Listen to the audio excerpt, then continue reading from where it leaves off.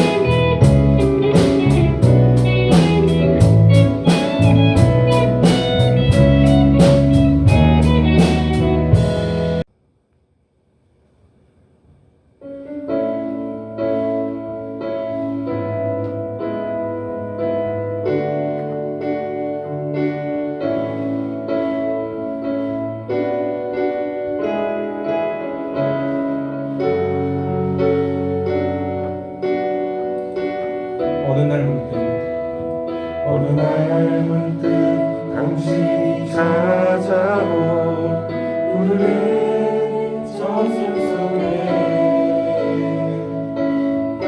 영원하게 쉴 수 있는 곳을 찾아 당신이 지나온 이 거리는 언제나 낯설게 느껴 그 어디에도 변함없네 변함없네 그렇지만 당신의 앞에 펼쳐진 주님의 승리 지친 당신 찾아온다면 슬픈 눈발을 벌려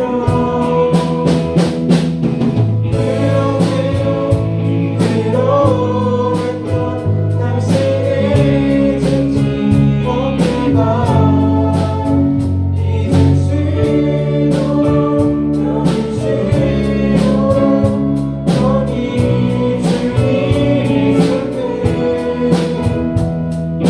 어느 날 문득 당신이 찾아온다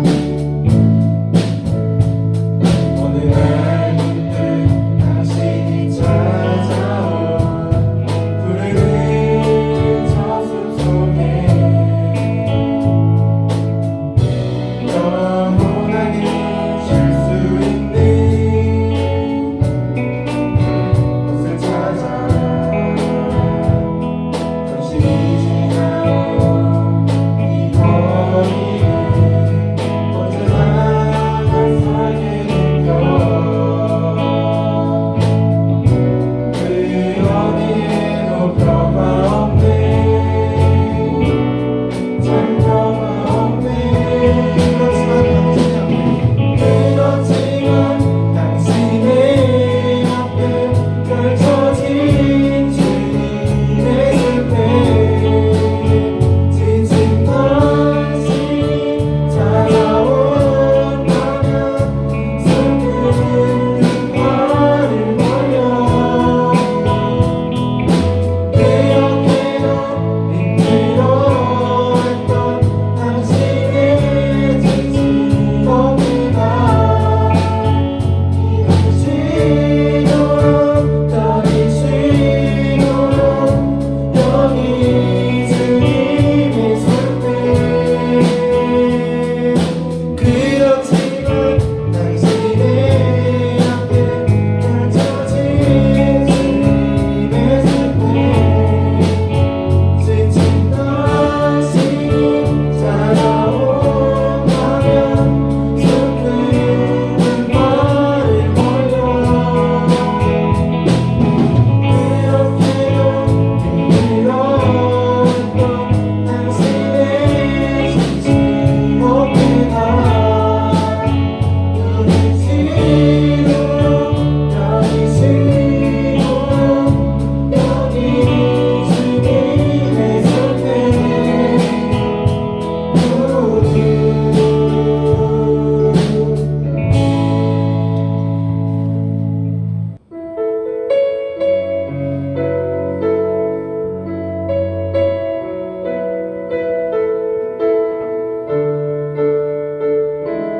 주께 가까이 나를 이끄소서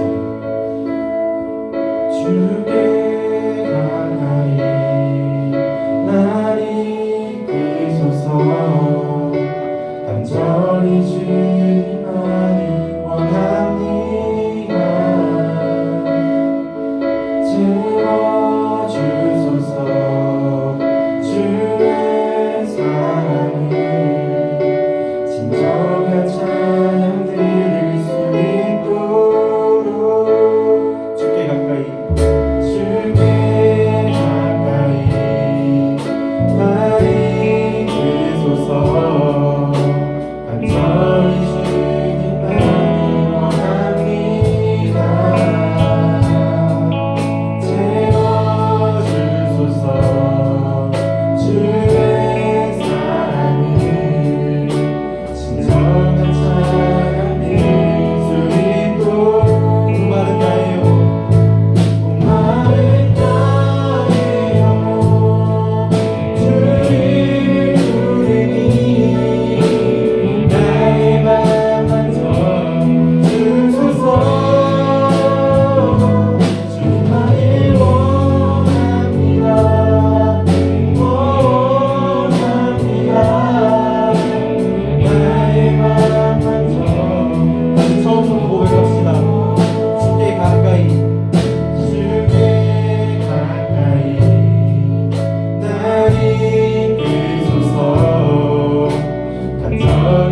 주님만을 원합니다. 채워주소서 주의 사랑을 진정한 찬양 드릴 수 있도록 주께 가까이 나를 이끄소서. 주께 가까이 나를 이끄소서. 간절히 주님만을 원합니다. 채워주소서 주의 사랑을 진정한 찬양 드릴 수 있도록 목마른 나의 영혼 주를 부르니 나의 맘만 전주소서. 주님만을 원합니다. 원합니다. 나의 맘만 전 목마른 나의 영혼 목마른 나의 영혼 주를 부르니 나의 맘만 전주소서. 주님만을 원합니다. 원합니다. 나의 맘만 전 우리 시간에 부르면서 기도하겠습니다.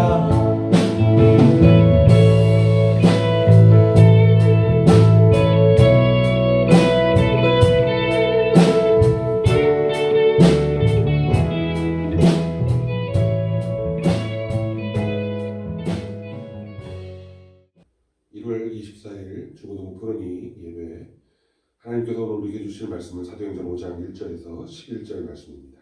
제가 여러분을 대신하여 1절부터 11절까지 봉독하겠습니다. 아나니아라 하는 사람이 그의 아내 삽비라와 더불어 소유를 팔아 그 값에서 얼마를 감춤해 그 아내도 알더라. 얼마만 가져다가 사도들의 발 앞에 두니 베드로가 이르되 아나니아야 어찌하여 사탄이 내 마음에 가득하여 내가 성령을 속이고 땅값 얼마를 감추었느냐. 땅이 그대로 있을 때에는 내 땅이 아니며 판 후에도 내 마음대로 할 수 없더냐. 어찌하여 이 일에 내 마음을 두었느냐. 사람에게 거짓말을 하는 것이 아니요 하나님께로다. 아나니아가 이 말을 듣고 엎드러져 혼이 떠나니 이 일을 듣고 사람들이 다 크게 두려워하더라. 젊은 사람들이 일어나 시신을 싸서 메고 나가 장사하니라. 3시간쯤 지나 그의 아내가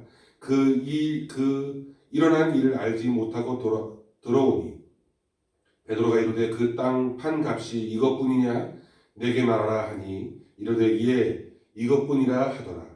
베드로가 이르되 너희가 어찌 함께 꾀하여 주의 영을 시험하려 하느냐. 보라 내 남편을 장사하고 오는 사람들의 발이 문 앞에 이르렀으니 또 너를 메어 내 가리라 하니 곧 그가 베드로의 발 앞에 엎드러져 혼이 떠나는지라. 젊은 사람들이 들어와 죽은 것을 보고 메어다가 그의 남편 곁에 장사하니 온 교회와 이 일을 듣는 사람들이 다 크게 두려워하니라. 아멘. 진짜 두려워해야 할 것은 이라는 제목으로 함께 우리 프로님들과 말씀을 나누겠습니다. 여러분들 오늘 본문의 말씀을 들으면서 어떤 생각이 듭니까? 아나니아와 삽비라라고 하는 부부가 있었습니다.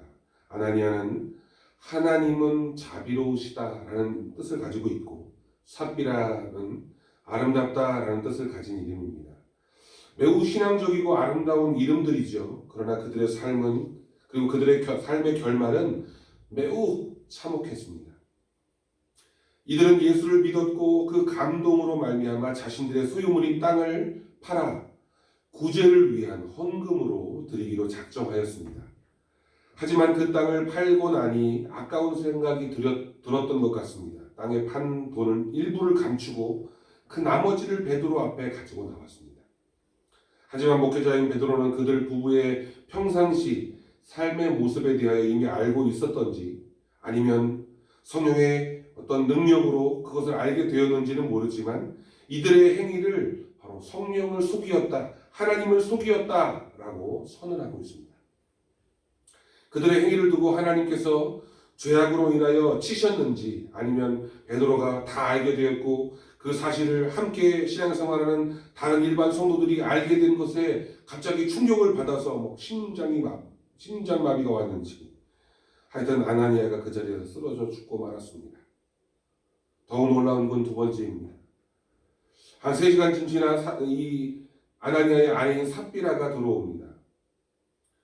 삽비라는 베드로에게 역시 마찬가지로 자신들이 땅을 팔아 가지고 온 돈 전부가 이것이다 라고 거짓말을 하게 되죠. 그러자 베드로는 뒤를 돌아봐라, 지금 내 남편을 장사 지내고 돌아오는 사람들의 발걸음이 이제 눈앞에 이르렀다 라고 말했습니다. 그때 동시에 이 삽비라 역시 쓰러져 죽게 된 것이죠.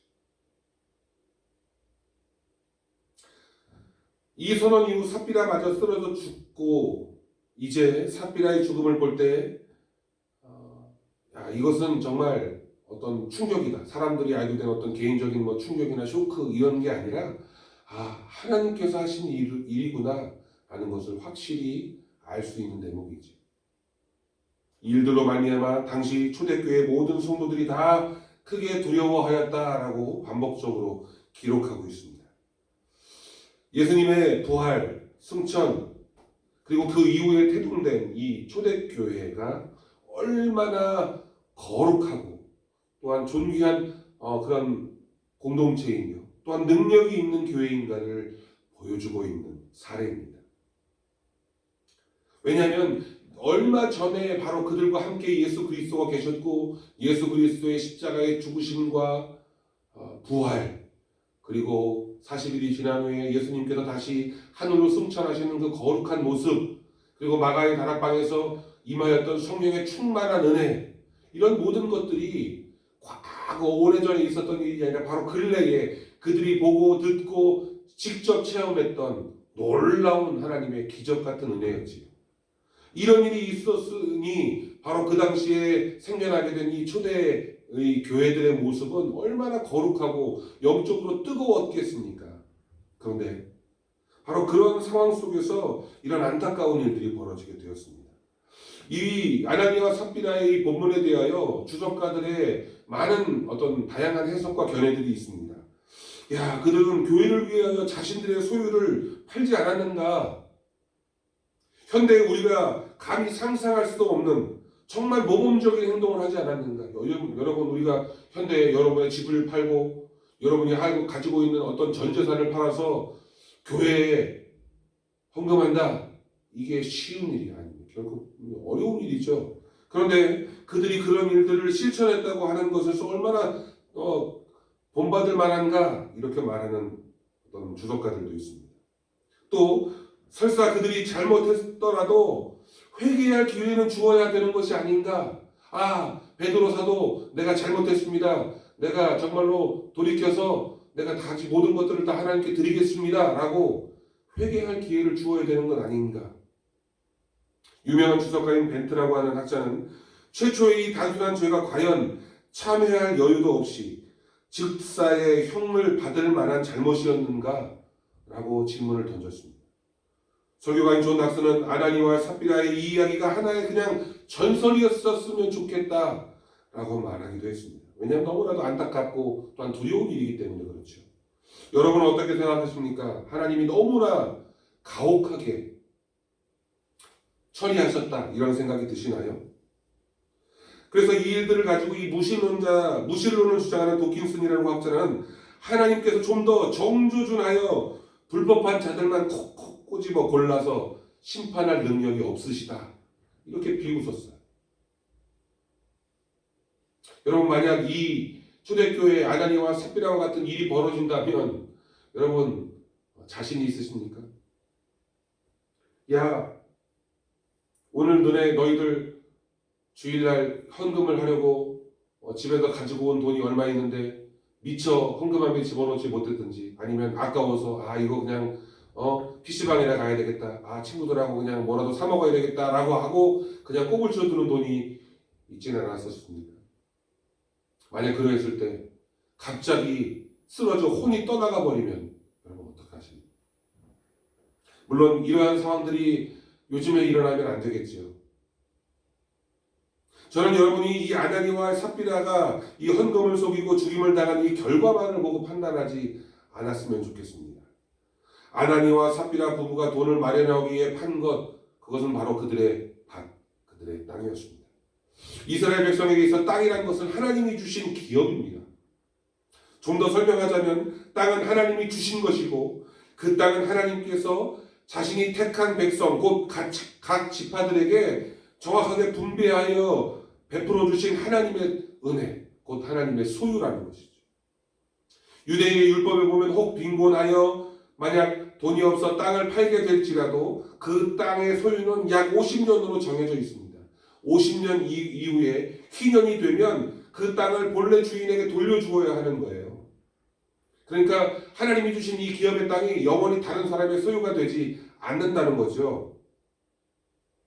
이런 사실로 볼 때 아나니아와 삽비라가 교회를 위하여 땅을 팔아 헌금을 했을지라도 자신들 아니면 50년이 지나면이니까 자신들 아니면 혹시 자신들의 자녀들 후대에 그 땅을 고스란히 돌려받을 수 있다는 거죠. 그러니 이것만 봤더라도 그들이 이것을 통하여 인색해하거나 거짓으로 감추어서는 안 된다는 것입니다. 여러분 과거 이 여호수아서에 보면 아간이 여리고 성을 점령하고 얻었던 그 노획물, 이 노략물들이 있습니다. 근데 그것을 다 하나님께 드렸어야만 하는데 그것을 일부를 감추어 두었다가 하나님의 심판을 받아 죽게 되었던 사건. 바로 그것은 그 행위로 인한 심판이기보다는 하나님 말씀에 불순종했다는 의미가 더 컸다고 볼 수 있습니다. 아나니아와 삽비라 역시 성령께서 그들에게 하나님이 감동을 주셨어요. 아나니아와 삽비라야, 너희들이 이런 감동을 받았으니, 성령의 충만함을 받았으니 너희들이 가지고 있는 그 소유의 밭을 팔아서 저 불쌍하고 연약한 가난한 이웃들에게 나누어 주어라. 그런 마음이 들었으니까 자신의 소유를 덜컥 팔았겠죠. 그런 하나님의 음성, 하나님의 명령을 들었음에도 불구하고 그들이 그 말씀, 그 명령을 온전히 지키지 않고 그 감동, 곧 하나님의 말씀을 무시하고 자신들의 생각과 감정대로 행동했다는 것입니다. 결국 우리가 두려워해야 할 것은 바로 하나님의 말씀대로 순종하며 살고 있는가를 여러분 내 자신에게 질문하고 만약 그렇지 않았을 때 여러분 두려운 마음을 가져야 할 것입니다. 2021년도 역시 코로나로 인하여 사회 전반적인 침체와 거리두기, 차별과 고립이 계속되고 있습니다. 이 여파로 인해 교회에 더 큰 어려움이 주어지고 있죠. 현장에서 예배드리지 못하는 이런 상황들이 점점 갈수록 길어지고 있습니다. 하지만 하나님께서 주사랑교회에 큰 어떤 감동, 말씀을 주셨고 모든 성도가 하나의 마음으로 성경을 읽고 큐티를 하고 기도하고 감사하기를 실천하고 있습니다. 이는 어떤 개인적인 신앙 운동이라기보다는 하나님께서 주사랑교회 공동체 안에 주시는 어떠한 비전입니다. 바로 우리의 영성, 우리의 신앙이 낮아지거나 허물어지지 않고 온전히 굳건히 설 수 있도록 주신 하나님의 어떤 능력의 방법이라고 할 수 있죠. 하지만 우리의 개인적인 감정과 생각이 앞서서 이것들을 멀리하고 그거 성경 읽기, 큐티하기가 나하고 무슨 상관이야, 귀찮아 라고 치부하면서 오히려 예배도 드리지 못하는 상황 속에서 곤두박질 치고 있는 우리의 믿음 없음을 가속화하는 행동이 될 수도 있다는 거죠. 여러분 제가 지난 2주 전부터 우리가 이제 성경 읽기, 큐티하기, 그다음에 기도하기, 감사하기, 우리 이것에 대하여 이제 우리 예배팀, 우리 임원들에게 먼저 공지를 하고 실시를 하고 있습니다. 이제 2월 달부터는 우리 모든 푸른 이들이 함께 다 같이 동참할 수 있게 될 터인데, 여러분 이것은 하나님이 우리에게 주신 말씀이고 비전입니다. 이것이 우리에게 임하였을 때 우리는 어떻게 반응하고 행동해야 합니까? 귀찮아, 나랑은 상관없어, 그거 좀 안 하면 어때? 라고 하는 우리의 생각과 감정이 들지 않겠습니까? 그런데 이런 감정, 이런 생각들을 여러분 두려워해야 한다는 거죠. 믿음의 그리스도인들은 이 땅에서의 고난을 두려워할 것이 아니라 저 하나님 나라의 상급이 점점 줄어들고 있음을 두려워해야 합니다. 유한한, 이제 우리가 죽고 없어지거나 아니면 이 세상이 무한한 것이 없잖아요. 유한한 이 세상에 미련을 두고 사는 것이 아니라 오히려 무한하고 영원한 영생의 마음을 두어야 하는 것이 현명한 사람, 지혜로운 사람이 아니겠습니까? 사도행전 3장, 4장, 5장에서 계속적으로 반복되어지는 말들이 있는데 이것들을 살펴보면 가말리엘이라고 하는 사람이 아주 명확한 정답을 내어놓았습니다. 그것이 뭐냐 하면 사람으로부터 났으면 무너질 것이고 하나님으로부터 났으면 무너뜨릴 수 없을 것이다. 여러분, 이게 정답이죠.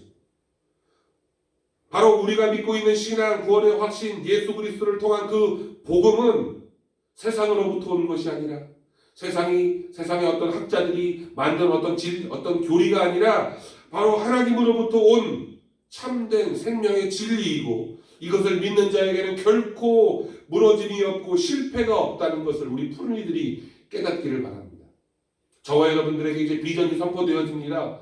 매일 성경을 읽고 또한 큐티를 하고 기도를 하고 매일 감사의 일들을 생각하고 곱씹을 때에 하나님께서 우리에게 주실 놀라운 은혜와 복을 하나님 우리 여러분들 기억하시고 또한 만약 이것들을 순종하지 않고 불순종한 삶으로 계속적으로 나아갈 때에 우리에게 당하게 될 하나님의 진노와 심판도 있게 된다는 것을 여러분들 두려워하시기를 바랍니다. 그래서 진짜 우리가 두려워해야 될 것은 세상이 우리에게 주는 핍박과 고난과 차별이 아니라 정말 우리의 내적으로 우리를 무너뜨리고 사단이 우리의 마음속에 들여와 하나님을 온전히 섬기는 그 마음을 회방하는 이것을 두려워해야 한다는 것을 여러분들 마음속에 새기시고 참된 믿음과 신앙, 말씀에 순종하는 삶을 살아갈 수 있는 복된 푸른이들 되기를 간절히 소망합니다. 우리 함께 말씀을 생각하면서 기도하겠습니다.